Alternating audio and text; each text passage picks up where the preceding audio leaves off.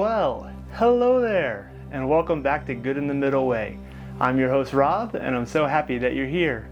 Welcome back. How have you been? I'm hoping this finds you well.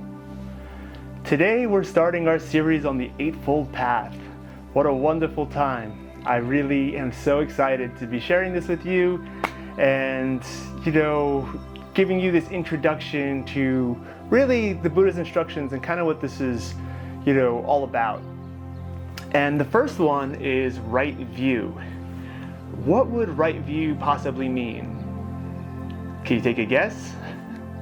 You see, it's definitely not getting to the penthouse and overlooking, the Hudson River and all the beautiful skyscrapers, or, this beautiful summit on top of Everest. No, it's right view is about seeing reality as it is and truly.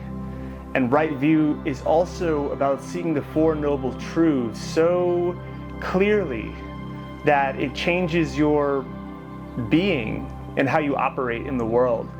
That you see reality and suffering in this clear yet deep way that really, it stops you from misbehaving.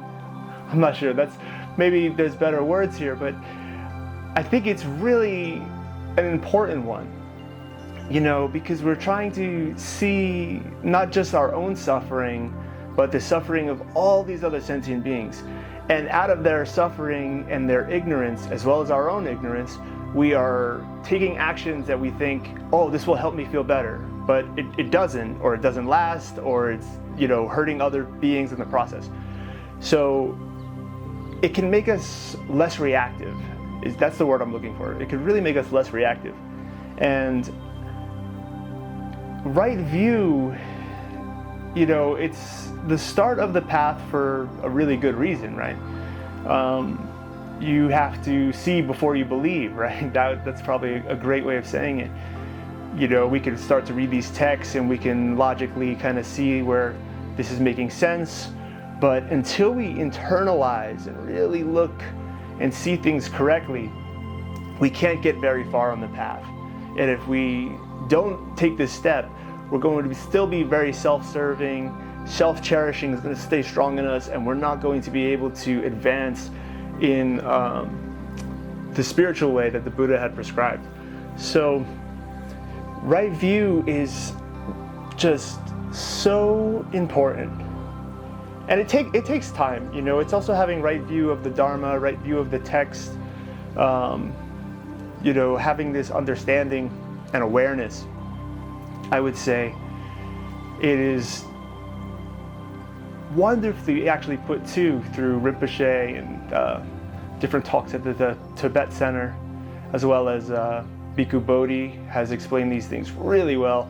I would highly recommend looking into this if you want to know, more detailed nuances and looking further. But right view is the first step. And how can we have right view in our modern lives, right? I would suggest starting with, again, recognizing other people are suffering. So when they're mistreating you or shouting at you or being rude and different things, instead of just reacting and, biting back and getting ready to bark back, right? You want to just, oh, wait, you're acting out of your suffering. And for some reason, you think this is going to help. You think doing this to me is going to make you feel better on the inside. Even if they're not consciously aware of it, that is basically part of the operation that is happening. So by maintaining that view, before even all the heavy Dharma stuff and the meditation this and the jhanas and all that, just maintaining that simple recognition will really help you along the way. And so I'm so happy that you're here. I'm really excited to be doing this part of our journey together. It's about time. And it's just so wonderful that you've stuck with me for so long. If you find this helpful, please give it a like, share, subscribe if you feel inclined. It will help other people find us along the journey, but only if you feel like it. I appreciate it, and I'm sure others will too. And so with that, peace in, and peace out. Until next time, where we'll cover the second step on the Eightfold Path. I'll see you then next week. Bye!